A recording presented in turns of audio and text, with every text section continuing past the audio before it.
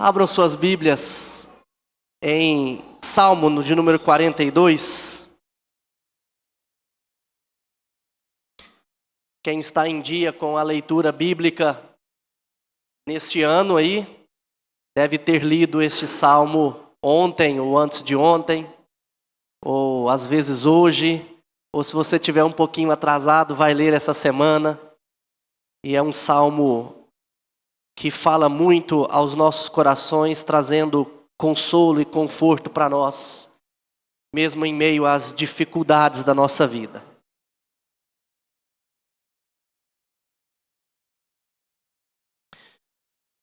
Vamos fazer a leitura. Antes de lermos, só lembrando, as crianças, que tem aí o desenho para você pintar. A corça é esse animal aí suspirando ou desejando pelas águas.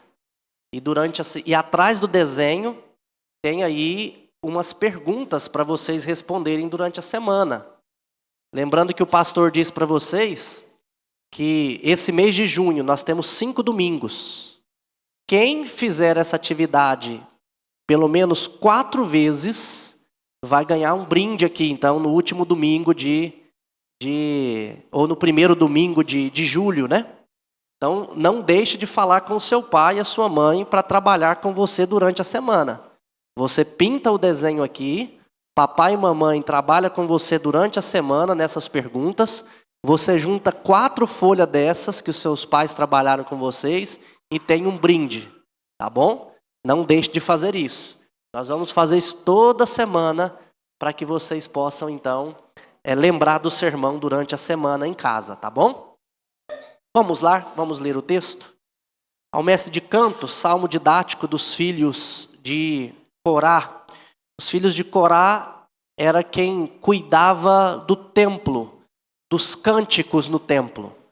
A tribo de Levi, toda ela cuidava do templo, da manutenção. Eram eles que limpavam, eram eles que cuidavam dos utensílios. Tinha alguns deles que era responsável pelos cânticos. E os filhos de Corá eram esses, que eram responsáveis pelo cântico. Esse salmo é escrito, provavelmente, eles estavam no exílio. Eles não estavam no templo. E por isso eles falam da saudade do templo, da necessidade do templo, do desejo de estar no templo. Porque eles tinham sido levados cativos, estavam longe da presença do Senhor, que naquele período era o templo, se fazia ali o templo em Israel. Então é um salmo que fala da saudade, do anseio, do desejo de estar de novo na presença do Senhor. E ele diz assim: como suspira a corça pelas correntes das águas, assim por ti, ó Deus, suspira a minha alma. A minha alma tem sede de Deus, do Deus vivo. Quando irei e me verei perante a face de Deus? As minhas lágrimas têm sido o meu alimento dia e noite, enquanto me dizem continuamente: o teu Deus, onde estás? Onde está? Lembro-me das coisas, e dentro destas coisas, e dentro de mim, se derrama a alma, de como passava eu com a multidão de povo e os guiava em procissão à casa de Deus, entre gritos de alegria e louvor, multidão em festa. Ele está se lembrando de como eles iam para Jerusalém. Eram 12 tribos, o templo ficava em Jerusalém. E nos períodos de festas, eles iam em romaria para o templo, porque o templo era o lugar da adoração. Então eles iam cantando, eles iam louvando, e ele está lembrando disso, porque agora não havia mais templo. O templo tinha sido destruído, eles estavam no exílio. Versículo 5: por que estás abatida, ó minha alma? Por que te perturbas dentro de mim? Espera em Deus, pois ainda o louvarei. A Ele meu auxílio e Deus meu. Sinto abatida dentro de mim a minha alma. Lembro-me, portanto, de ti nas terras do Jordão, e no monte Hermon, e no outeiro de Mizar. Um abismo chama outro abismo ao fragor das tuas catadupas. Todas as tuas ondas e vagas passaram sobre mim. Contudo, o Senhor, durante o dia, me concede a sua misericórdia, e à noite comigo está o seu cântico, uma oração ao Deus da minha vida. Digo a Deus, minha rocha, por que te olvidaste de mim? Por que se escondeste de mim? Por que hei de andar eu lamentando sobre a opressão dos meus inimigos? Esmigalham-se-me os ossos quando os meus adversários me insultam, dizendo e dizendo: o teu Deus, onde está? Porque está abatido a minha alma, porque te perturbas dentro de mim? Espera em Deus, pois ainda o louvarei, a Ele meu auxílio e Deus meu. Uma alma sedenta e a esperança firme no Senhor. Meus irmãos, há momentos na vida que a nossa alma parece clamar por algo a mais. Algo que as circunstâncias atuais não podem oferecer. E não é só em períodos de dificuldade, não. Muitas vezes, pessoas têm até muitas coisas na vida. Têm diversão, têm dinheiro para comprar as coisas. E mesmo assim, vivem angustiadas, vivem abatidas. Porque parece que falta algo, precisam de algo mais. É um anseio profundo, uma sede que nenhuma fonte terrena é capaz de saciar. Pode ser então o peso da solidão? Pode ser. Pode ser a incompreensão das coisas, dor. Pode ser angústia, talvez por perseguição, ou talvez por relacionamentos quebrados.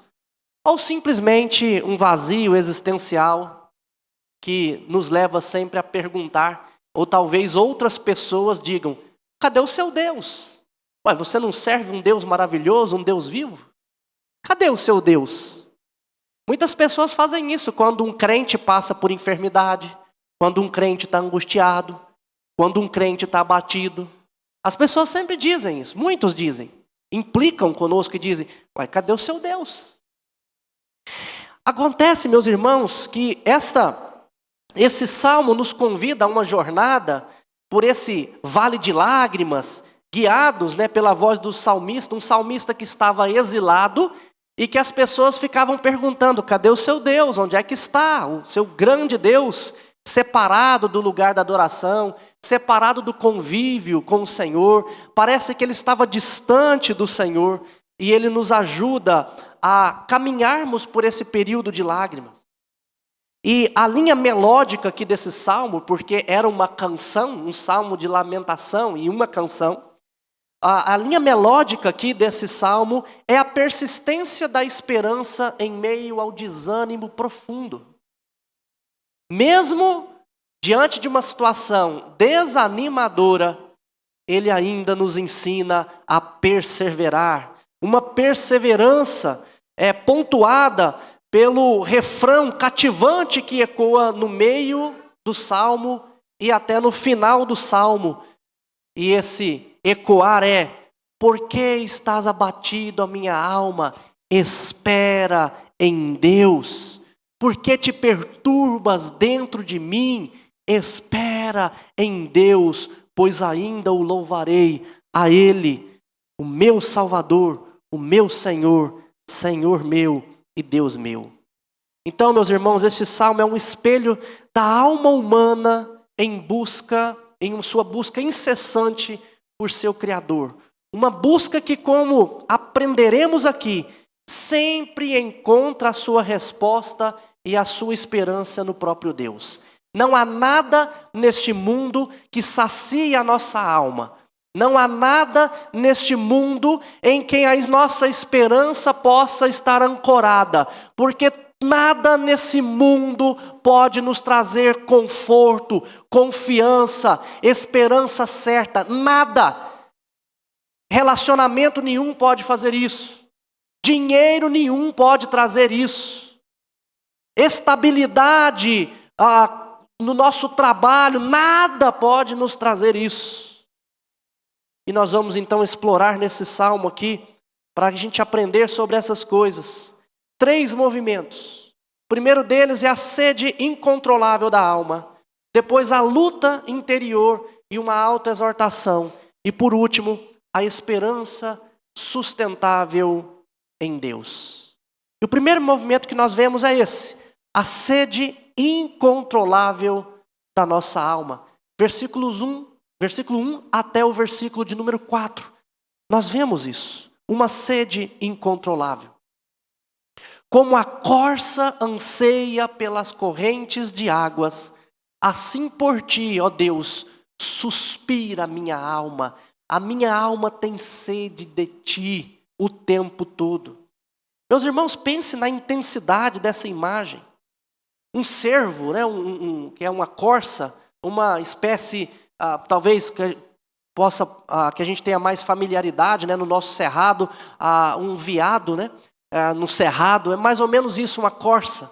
Ela tinha necessidade, ela ansiava por esta água. E não é um mero desejo, não, meus irmãos. É uma necessidade. Não é um desejo por bênçãos que o salmista está falando, ou por um alívio das circunstâncias, não.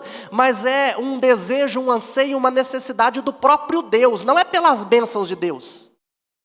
E inclusive, aqui acontece aqui um grande problema com muitos crentes. Muitos crentes buscam o Senhor, não é pelo próprio Senhor, mas pelas bênçãos do Senhor. Eu já falei para vocês, né, já desafiei vocês a encontrarem e me mostrarem alguma campanha de alguma igreja que é pela busca só do Senhor e não pelas bênçãos do Senhor. Porque geralmente as campanhas que nós vemos é para a gente ter paz, para a gente ter sucesso no casamento, ou então para a gente ser próspero, sempre buscando bênçãos do Senhor. Mas preste atenção, meu querido, não há nada neste mundo, nenhuma das bênçãos de Deus vai nos trazer satisfação, a não ser o próprio Deus. Se eu estiver buscando o Senhor, se a minha alma ansiar pelo Senhor, Ele pode satisfazer o meu coração usando recursos deste mundo. Ele pode usar pessoas, Ele pode usar riquezas, Ele pode usar a saúde. Mas entenda, são apenas meios que o Senhor usa para satisfazer a nossa alma, mas a origem da nossa satisfação está nele. Por isso eu preciso buscar a Ele, não as coisas que Ele pode nos dar. E se eu aprender isso, e ansiar pelo Senhor, e buscar o Senhor, pode me faltar tudo nesse mundo, mas a alegria, a paz, a satisfação não vai me faltar, porque o Senhor é o meu pastor e nada me faltará. E meus irmãos, é importante você entender isso, porque a nossa alma, ela foi feita para Deus. Ela é a imagem e semelhança de Deus. Nós somos imagem e semelhança de Deus. E só nele a nossa alma encontra repouso e satisfação. Quando nós estamos longe de Deus, mesmo que não saibamos o nome desse vazio, nós experimentamos uma sede existencial. Todo ser humano tem sede de Deus. E você não vai saciar essa sede com bênçãos que Ele pode te dar, mas somente com Ele. A sua alma não nasceu com um vazio, mas com uma sede incontrolável que só Deus pode saciar. Entenda isso. A sua alma não nasceu com um vazio, mas com uma sede incontrolável que só Deus pode saciar. Não há taça humana nenhuma que aplaque a sede que nós temos por um Deus eterno. A nossa alma clama sempre por mais. Você pode ter todo o dinheiro do mundo. Você pode ter toda a saúde. Você pode ter todas as pessoas ao seu redor. Nós sempre iremos clamar por mais. Por mais. O salmista então expressa a sua angústia por conta deste anseio. Ele diz que a sua alma, as suas lágrimas, né, estava sendo seu alimento dia e noite. E essa dor era agravada, era exacerbada ainda mais por conta da zombaria dos outros. Meus irmãos, se nós formos servos dedicados, se o desejo da nossa alma e a busca constante nossa for por Deus, você pode ter certeza que sempre você vai encontrar pessoas que vão zombar de você. Nós, estando com Deus, nós podemos cantar em meio à angústia, nós podemos nos alegrar em meio à tristeza, porque Ele nos capacita a isso. Mas as pessoas de fora não entendem. E com certeza vai ter um enviado diabo que vai zombar de você, atazanar a sua vida, te encher o saco, por conta de que você busca incessantemente o Senhor. E aqui estava acontecendo exatamente isso. Mas o salmista, ele vai mostrar para nós que apesar do seu sofrimento, e apesar desse sofrimento ser agravado pela zombaria dos outros, nada o levou a uma desesperança, mas o levou a uma luta interior, a uma autoanálise e uma autoexortação, ou exortação a si próprio, que o conduziu até o lugar correto, o caminho correto, que era o Senhor. E aqui nós vemos um segundo movimento, do versículo 5 ao versículo 7, que é a luta interior e essa autoexortação. Aqui a melodia do salmo se torna mais complexa e profundamente instrutiva, uma reflexão própria. Ele começa a se perguntar: por que está abatida a minha alma? Por que se perturba dentro de mim? Espera em Deus. Quantas vezes a gente nos vê conversando conosco mesmo, né? Meu Deus, Rogério, por que você está pensando assim? Rogério, por que você está desse jeito? Às vezes a gente faz umas besteiras, né? Fala: meu Deus, não passa essa vergonha em mim, não. Me tira de perto de mim, que eu não suporto ver essa vergonha. Quantas vezes a gente faz essas autoanálises? E o salmista aqui está fazendo isso, porque ele se viu em um estado de profundo abatimento, talvez uma depressão, uma angústia, uma crise de medo. E ele começa a se perguntar: por que você está assim? O salmista, mas embora ele faça essas perguntas, é interessante nós pensarmos, meus irmãos, que ele não se entrega ao desespero. Ele começa a perguntar: por que está abatida a minha alma? Por que te perturbas dentro de mim? Ele se engaja em um diálogo consigo mesmo. Ele questiona a sua própria alma, repreendendo-a e direcionando-a à esperança. Porque depois dessas perguntas ele diz: espera em Deus, pois ainda o louvarei a Ele, Senhor meu, Deus meu. Essa autorreflexão, essa crise interior e essas perguntas não o conduziram ao desespero, mas o conduziu à esperança correta. E meus irmãos, aqui é importante você entender uma coisa: a fé, ela não nega a dor, mas ela comanda a esperança em meio à escuridão. Preste atenção nisso que eu estou te dizendo. A fé não nega a dor e o sofrimento, mas ela conduz a esperança em meio à escuridão.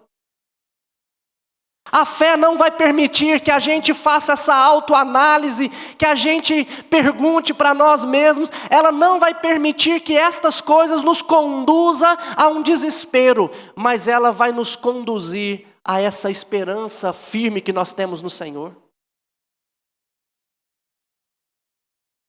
E aqui, meus irmãos, é importante nós entendermos. Eu sempre digo à igreja, com muito cuidado e carinho, mas eu sempre exorto a igreja com relação a isso. Porque o mundo vai dizer que as nossas angústias, as nossas ansiedades, as nossas depressões, os nossos medos, têm a ver com o nosso físico, com traumas e com um monte de coisas. Meus irmãos, pode ter a ver com isso sim.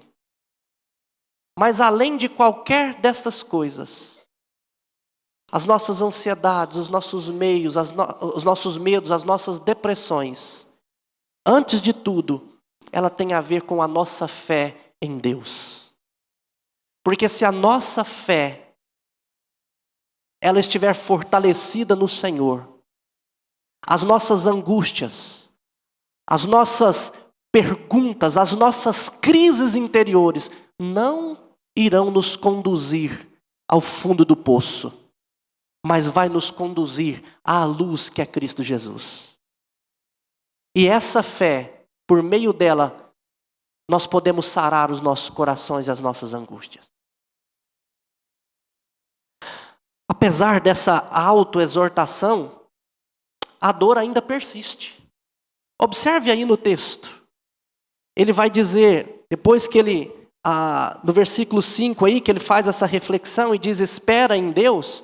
No versículo seguinte, versículo 6, ele volta dizendo, sinto abatida dentro de mim a minha alma. Lembro-me, portanto, das coisas que aconteceram. Versículo 6 e versículo de número 7. Embora a sua fé estivesse o conduzindo à esperança certa, a alma ainda estava abatida. Mas agora havia uma decisão que ele tinha tomado. Olha só o que ele vai dizer aí no final do versículo 6.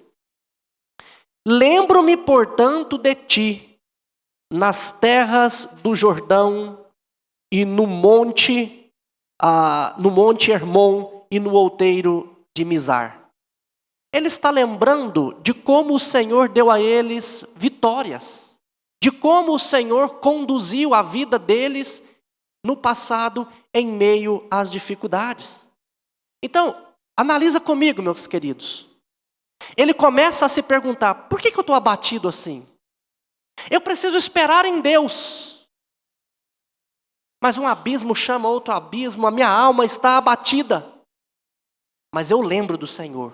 Eu vou lembrar do Senhor. Eu vou lembrar das coisas que o Senhor fez. Meus irmãos, ele decide não focar nas circunstâncias, mas ele decide focar no Deus que controla todas as coisas, apesar das circunstâncias.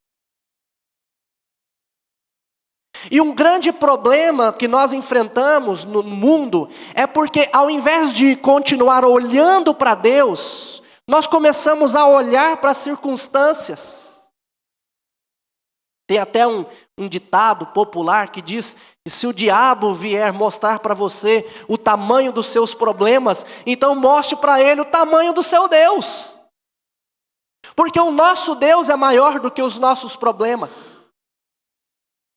E é interessante porque nesses versículos mesmo aí, ele vai dizer no versículo 7, olha, um abismo chama outro abismo ao fragor das tuas catadupas, todas as tuas ondas e vargas passaram sobre mim. O que ele está dizendo aqui? Ele está dizendo que ele está focando no Senhor, apesar do Senhor permitir, ou apesar do Senhor mesmo levar sobre ele ondas e mais ondas, águas impetuosas. O que ele está dizendo é que ele pode estar no meio do oceano, sendo batido de um lado para outro por conta das ondas, mesmo assim a vida dele está nas mãos de Deus. Então ele vai focar em Deus, ele não vai tirar os olhos de Deus, apesar das circunstâncias. Meus irmãos, vocês lembram de quando Jesus estava andando por sobre o mar? E Pedro disse, Senhor, se és tu mesmo, manda-me ter contigo. O texto lá dos evangelhos diz que Jesus disse, então venha Pedro, e Pedro começou a andar sobre as águas. E o texto diz, mas ao reparar na força do vento, ele começou a afundar. Ele começou a afundar. Meus irmãos, as circunstâncias da vida, elas nos abatem. As circunstâncias nos levam a cair, a afundar. Não é porque o nosso Deus não é soberano, não é por isso. Mas é porque a nossa fé é fraca e nós desviamos o nosso olhar dele. Nós precisamos aprender a passar pelas circunstâncias olhando para ele. Porque ele é quem cuida de nós. Agora, o que é bom é saber que Pedro, mesmo afundando, não foi deixado lá. Porque Jesus foi lá e estendeu a mão até ele e o salvou. E é esse Jesus que salvou a Pedro, que nos salva em meio às dificuldades da nossa vida. É esse Jesus quem vem confortar o nosso coração quando nós estamos sofrendo em meio a dores que a vida nos traz. Há um cântico que diz: só de ouvir tua voz e sentir teu amor, só de pronunciar o teu nome, os meus medos se vão, minha dor, meu sofrer, pois de paz tu inundas o meu ser. É o nome de Jesus que nos traz paz, meus irmãos. Nós podemos enfrentar qualquer tipo de situação nesse mundo, mas é Ele que vai trazer a paz ao nosso coração. E então nós vemos o terceiro movimento. Primeiro, o salmista está ansiando, desejando, ele não consegue, é um desejo incontrolável por Deus. Em um segundo momento, ele começa então a analisar a sua vida. Por que você está abatido? Espera em Deus. A minha alma ainda continua abatida, mas eu vou focar em Deus. As ondas vêm, eu sei que eu vou sofrer, mas eu vou continuar focando em Deus. Então nós vemos o terceiro movimento, que é a esperança sustentável do salmista em Deus, a partir do versículo 8 até o versículo de número 11.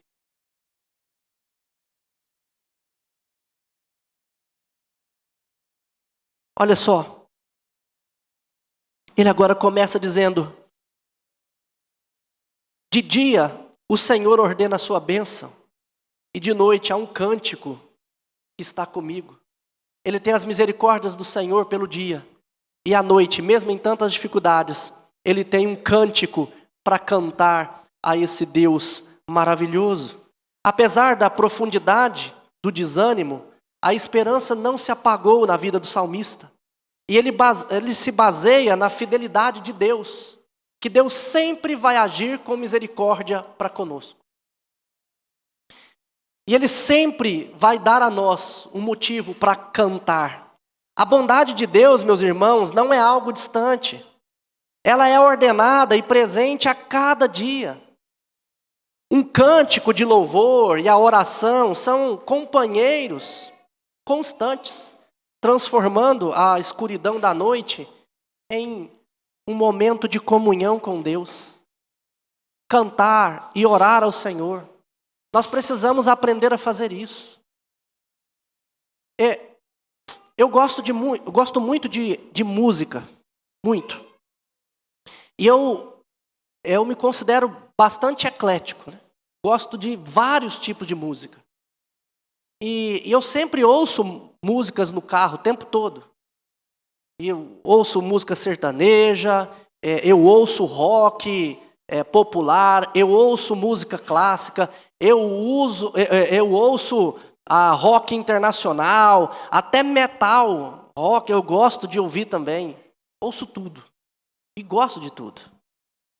Mas, meus irmãos, já houve momentos da minha vida em que eu me via angustiado e eu não estava entendendo por quê. E de repente eu percebi que eu estava passando a semana inteira ouvindo vários tipos de músicas, mas eu não estava adorando ao Senhor no carro, ouvindo músicas de adoração, músicas que exaltavam o nome de Deus. E de repente eu coloquei e comecei a ouvir as músicas, esse tipo de música. E em pouco tempo, de um dia para o outro, Deus começou a aliviar o meu coração e eu já estava cantando e adorando a Ele, coisa que eu não estava fazendo antes, porque de maneira sutil eu permiti, que não é errado ouvir outras músicas, mas eu permiti que esse ouvir outras músicas, de maneira sutil, foi me tirando da presença do Senhor, da adoração a Ele. Eu já contei para os irmãos como que Deus já curou a minha alma, ouvindo a Bíblia quando peguei a estrada e fui viajar em um compromisso que tinha em outro estado. Ouvindo a Bíblia, o Senhor sarou meu coração. E eu estou dizendo isso para vocês porque muitas vezes a gente não para pensar que a gente fica angustiado, que a gente fica abatido, porque a gente não louva a Deus, a gente não canta a Ele, a gente não ora a Ele. A gente não busca a sua presença por meio da oração. E a gente quer que Deus sacie a nossa alma, mas a gente não vai atrás, a gente não busca isso, a gente não louva o Senhor. Meus irmãos, a nossa jornada aqui é marcada por lágrimas, mas o nosso destino final é um louvor sem fim ao nosso Salvador. E a gente precisa começar a fazer isso aqui, a louvar, a cantar, a abrir a nossa boca e louvar ao Senhor. Ele é o Deus da sua vida, o seu Salvador, e o seu louvor ainda ecoará mais alto que a sua dor. Mas você precisa louvar. Quantas vezes a gente está aqui na casa do Senhor, ouvindo os cânticos, mas a gente fica apático. Cantar a Deus não é um mero capricho dele, que Ele quer que você cante. Não, é uma necessidade da nossa alma. Eu preciso louvar, eu preciso cantar, eu preciso adorar. É minha necessidade. Então, meus irmãos, comece a fazer isso. Comece a cantar ao Senhor. Comece a orar ao Senhor nos momentos de dor e sofrimento. Agora, é interessante que aqui o salmista vai terminar, ele vai dizer que, olha, direi a Deus, minha rocha, por que o Senhor se escondeu de mim? Por que o Senhor olvidaste de mim? Por que o Senhor me abandonou, em outras palavras? E essa dor do salmista, ela prefigura o próprio sofrimento de Cristo Jesus, meus irmãos. Jesus, em sua humanidade perfeita, sentiu a total dor e o abandono de Deus. Lembra das palavras de Jesus na cruz, quando ele diz: Pai, por que, Deus meu, por que me abandonaste? Porque se olvidaste de mim, é isso que o Senhor Jesus estava dizendo. A dor do salmista prefigura a dor que Jesus levou na cruz. Preste atenção, meu querido. Essa dor e sofrimento do salmista foi levado por Jesus na cruz.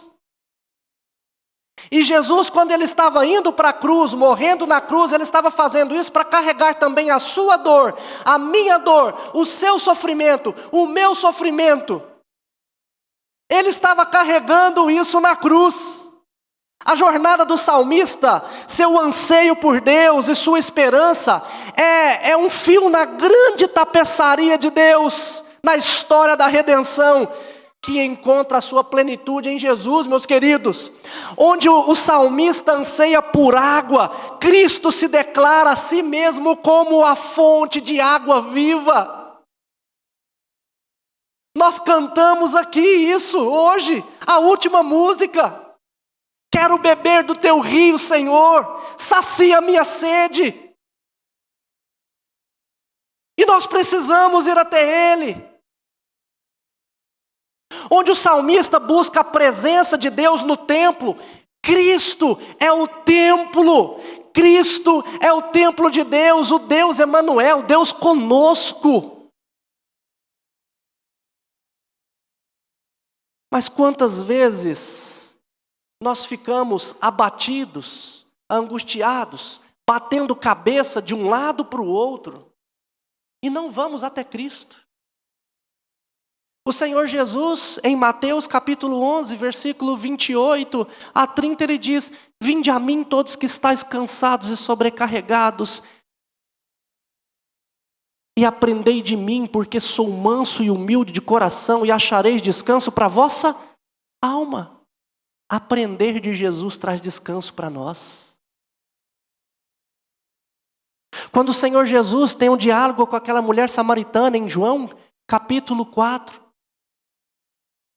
Ele diz: quem beber dessa água tornará a ter sede, mas quem beber da água que eu lhe der, essa água vai ser nele uma fonte a jorrar, ele jamais vai ter sede. Nós precisamos ir até Cristo Jesus. Apesar da dor, meus irmãos, da zombaria e da sensação de abandono, a fé e a esperança sempre vão prevalecer. A alma sempre vai ser novamente ordenada a esperar em Deus. Não em suas próprias forças, nas nossas próprias forças. Não nas circunstâncias em que vivemos, mas no Deus que é o nosso Salvador, o nosso Deus. Essa esperança é sustentada pela verdade sobre quem Deus é. O seu caráter imutável, a sua sabedoria multiforme na providência dele para a nossa vida, sua veracidade, sua fidelidade, o seu amor que permeia todas as suas obras. O que vai firmar os nossos pés e trazer descanso para nós é essa certeza de quem Deus é. Meus irmãos, assim como o servo anseia por água, a nossa alma anseia por Deus. E este salmo nos ensina que o caminho da esperança em meio ao desânimo não é negar a dor, mas enfrentá-la com honestidade e então direcionar a nossa alma a Deus. A gente pode chegar diante do Senhor, rasgar a nossa alma e dizer: Senhor, por quê? Eu quero experimentar de Ti. Pai, eu estou sofrendo. Você pode chorar na presença do Senhor. Abra o seu coração verdadeiramente para Ele. Seja honesto com Ele. A pergunta onde Deus está pode ser uma zombaria do mundo, mas também pode ser um convite para você refletir onde está Deus na sua vida. Porque você pode servir a Deus, mas você pode não estar andando com Ele. Lembra de Marta e Maria? Marta e Maria receberam Jesus em casa. Maria se assentou aos pés de Jesus e Marta se pôs a servir Jesus. E o texto lá diz que Marta corria de um lado para outro, ansiosa, inquieta. Ela estava servindo Jesus, mas estava ansiosa e inquieta. E Marta, ela achava que estava tão certa que ela chega a repreender Jesus. Fala: Senhor, o Senhor não se importa de eu te servir sozinha? Manda minha irmã me servir, me ajudar.